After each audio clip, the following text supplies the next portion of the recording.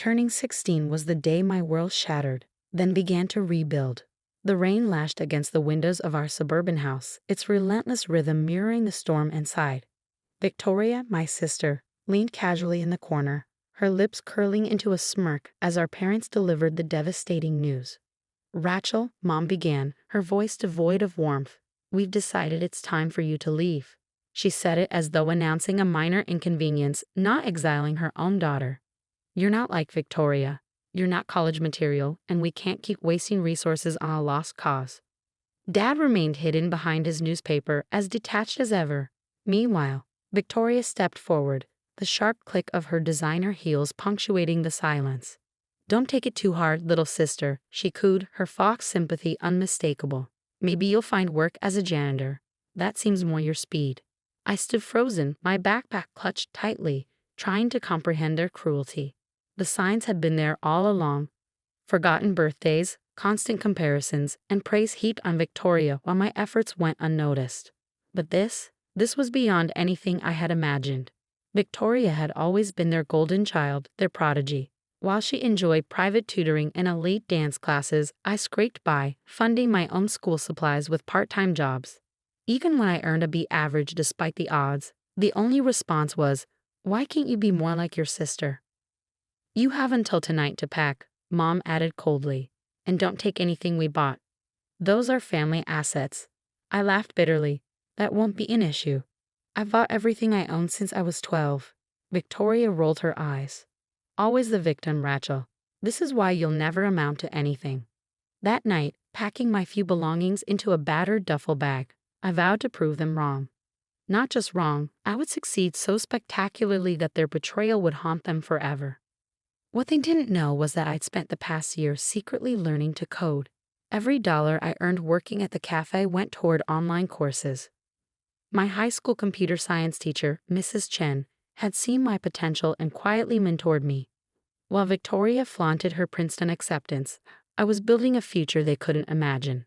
Instead of wandering the streets as my family probably hoped, I showed up on Mrs. Chen's doorstep. "Rachel," she exclaimed, pulling me into a warm hug.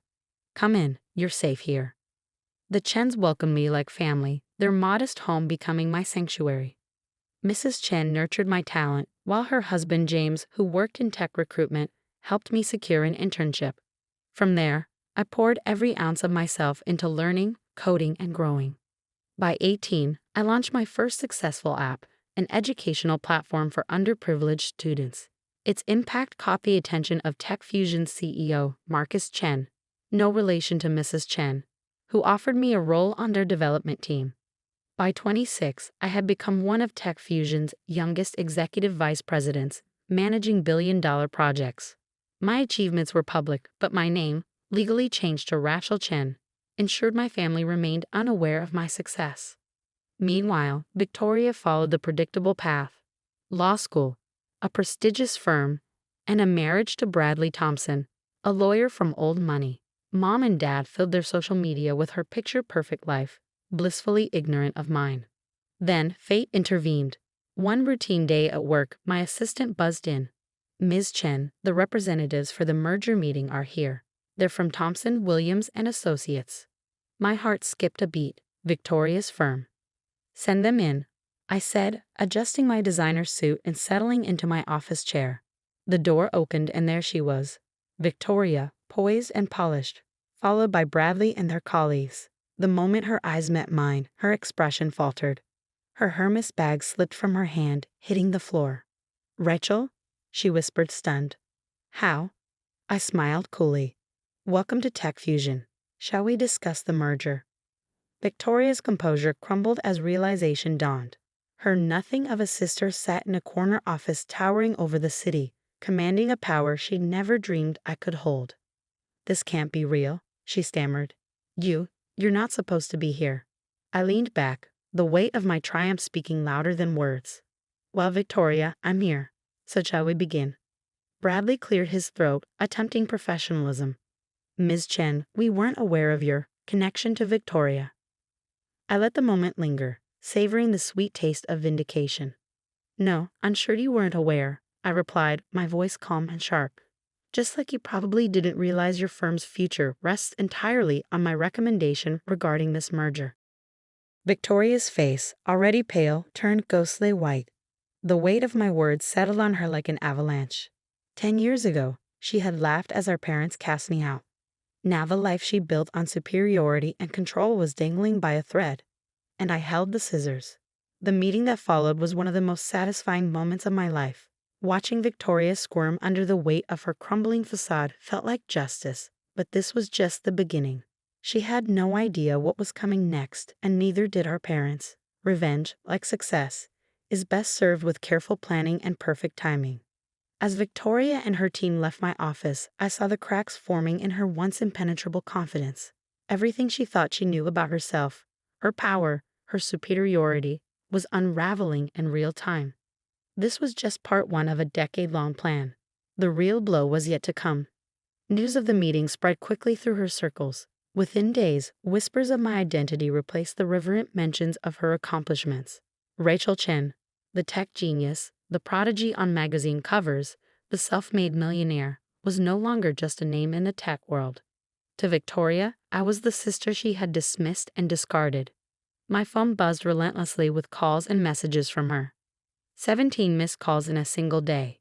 Each one was a small victory, a stark reminder of the countless times my family had ignored me. Ms. Chen, my assistant Sarah's voice came through the intercom. "Your sister is in the lobby again. She's insisting on seeing you." I glanced at my Rolex, a symbol of how far I'd come from that 16-year-old girl in thrifted clothes. "Let her wait," I replied smoothly. "I have more pressing matters to attend to." Those pressing matters included signing the final paperwork for Tech Fusion's acquisition of Thomson Williams and Associates. But not through the merger they desperately sought. This was a hostile takeover, a decisive end to their firm as they knew it. An hour later, Victoria burst into my office. Her once flawless appearance was in shambles. Her suit wrinkled, her mascara streaked from tears. "Rachel, please," she began, her voice trembling. "You have to talk to me. The merger, our firm depends on it." I leaned back in my chair, letting the moment stretch. "Interesting. Now you need something from me. Quite the change from 10 years ago, isn't it?" "I was young," she protested weakly, desperation etched into her features. "We all were." I didn't understand. "Didn't understand what?" I interrupted, my tone icy. "That treating your own sister like garbage might come back to haunt you. That the person you threw away might actually amount to something." She sank into the chair opposite me, the weight of her guilt pulling her down. "What do you want, Rachel? An apology? Money? Just tell me." I laughed, a sound as bitter as it was triumphant.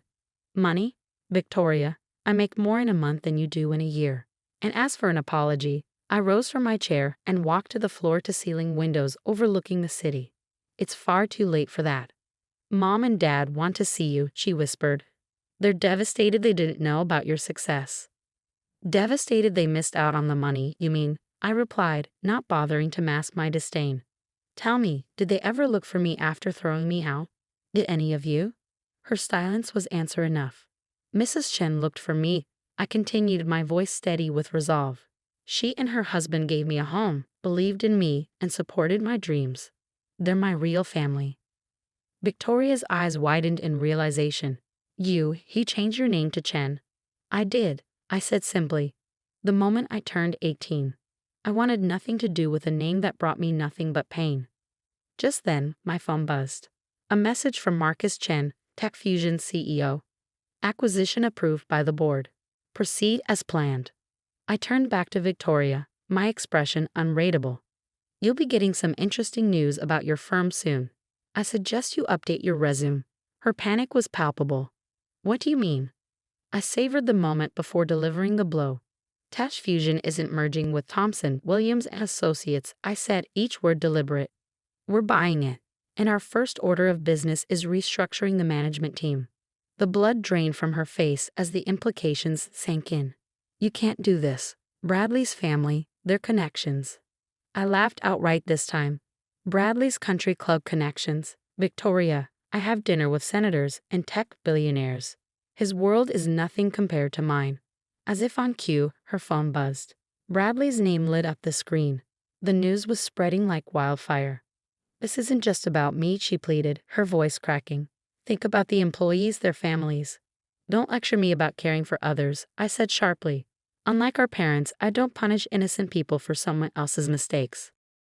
The employees will be taken care of, but the senior partners who perpetuated that toxic culture, they're out.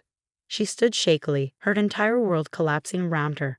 Mom and Dad will be at my house tonight, she said, her voice barely above a whisper. They want to make things right. I paused, considering her words. Seeing them grovel might be amusing, but I had a better idea. Tell them to come to the Capitol tomorrow night at 8. I'll reserve a private room. After she left, I called Mrs. Chin. They took the bait, I said, satisfaction evident in my tone. Are you sure about this, Rachel? She asked gently. Revenge can feel hollow in the end. This isn't just revenge, I assured her. This is justice. And tomorrow, they'll finally understand what that means. The next evening, I sat in the Capitol's most exclusive dining room, the pinnacle of luxury. When my family arrived, their expressions were a mix of awe and discomfort. The daughter they discarded now commanded a world they could only dream of entering. Rachel, Mom began, stepping forward as if to hug me. I didn't move. Please, I said coldly, gesturing to the table. Sit. Dad cleared his throat, clearly out of his depth. We've been doing a lot of thinking, Princess. Don't, I interrupted. You lost the right to call me that the day you threw me out. Mom's eyes filled with tears, perfectly timed as always. We made a mistake, she sobbed. We were so wrong about you. The waiter approached, presenting a bottle of wine worth more than their monthly mortgage payment. I gestured for it to be poured, the sound of the cork popping slicing through the tense air. Yes, you were wrong, I said, my tone calm but unyielding. But that's not why I agreed to this dinner. Victoria shifted in her seat, her confidence unraveling. Rachel, about the firm. The acquisition is final, I replied sharply. And again, that's not why we're here. From my briefcase, I withdrew 3 folders and slid one to each of them. Open them. The silence thickened as they complied. Inside each folder were meticulously documented records, a timeline of their cruelty, from forgotten birthdays to scathing remarks, juxtaposed with financial statements, property deeds, and investment portfolios, all of it theirs. How did you get this? Dad's voice faltered as his eyes darted over the damning contents. While you were busy boasting about Victoria's mediocre achievements, I began leaning back in my chair. I was busy acquiring every debt you owed. Your mortgage, car loans, Victoria's student loans, even Dad's failing business liabilities. I own it all. Every penny you owe is now mine. The shock was palpable. Mom's hands trembled as she clutched the folder, her perfectly manicured nails denting the expensive paper. Now, I said, taking a measured sip of the wine, we're going to discuss terms. The private dining room fell into an uneasy silence. For once, they were at a loss for words. Dad, the man who once dismissed me with a sneer, finally spoke, his voice barely audible. What do you want? What I want, I said, leaning forward, is for you to understand what you threw away 10 years ago. Not just a daughter, but someone who could have been your greatest ally. Mom dabbed at her tears, her designer mascara smudging in streaks. We can be a family again, she whispered, her voice breaking. Please, Rachel, we'll do anything. Anything. I raised an eyebrow, pulling out another set of papers. Then sign this. Victoria, ever the lawyer, grabbed the document first. Her face paled as she read it. This is everything. The house, Dad's business, my trust fund. Precisely, I said coolly. Sign it all over to me and I'll erase your debts. Refuse and tomorrow, I'll foreclose on everything. You can't do this, Dad protested, his voice tinged with desperation. We'll be ruined. Ruined, I echoed, a cold laugh escaping my lips. Let me tell you about ruined. Ruined is being 16 and sleeping in a park because your family threw you out. Ruined is working 3 jobs just to afford a meal. Ruined is watching the sister who mocked you post about her perfect life while you fight to survive. Victoria's anger flared. You're better than this, Rachel. You've already won. You're wealthy, powerful. Why stoop to our level? This isn't about stooping, I said, my voice steady. This is about justice. Consequences. From my phone, I played a recording. Their voices from a decade ago filled the room, cutting through their veneer of remorse. Sneers, dismissive laughter, cruel words predicting my failure. Mom covered her mouth as if to block out the sound of her own venom. I kept this, I said quietly, pausing the recording. Every time I felt like giving up, it reminded me what I was working for. Not just success. This moment. Dad's hands trembled as he picked up the pen and signed the papers. Mom followed, her tears falling freely. Victoria hesitated, her pride warring with her fear, but eventually she signed as well. It's done, I said, collecting the documents. The apartment keys are with the maitre d'. You have until tomorrow to move your essentials. Everything else will be sold. As they stood to leave, I delivered my final blow. 10 years ago, you told me I'd never amount to anything. You were wrong. I became everything you said I couldn't, not because of you, but in spite of you. Victoria paused at the door, her voice fragile. Will we ever see you again? I considered her question. That depends on whether you learn from this. After they left, Mrs. Chen entered the room, her warm smile a balm to my hardened exterior. She hugged me tightly. Are you okay, sweetheart? For the first time in 10 years, I said, my voice lighter. I think I am. The next morning, I watched movers dismantle my old family home. Piece by piece, Victoria's perfect life unraveled. Dad's business was already undergoing restructuring, and Mom's social circle buzzed with the scandal of their fall from grace. But revenge wasn't my ultimate goal. I had something bigger in mind. The following week, I announced the creation of the Chen Foundation for Youth Empowerment.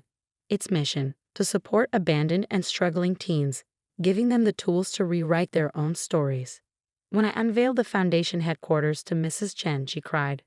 This, she said, her voice thick with pride, is your real victory, turning pain into purpose. She was right. The legacy I was building wasn't born from vengeance, but from hope. Each teenager who walked through the foundation's doors would find the support I once needed and received from the Chens. Months later, a letter arrived from Victoria. She wrote about her new life, working as a paralegal, living in a modest apartment, and finally understanding the value of humility.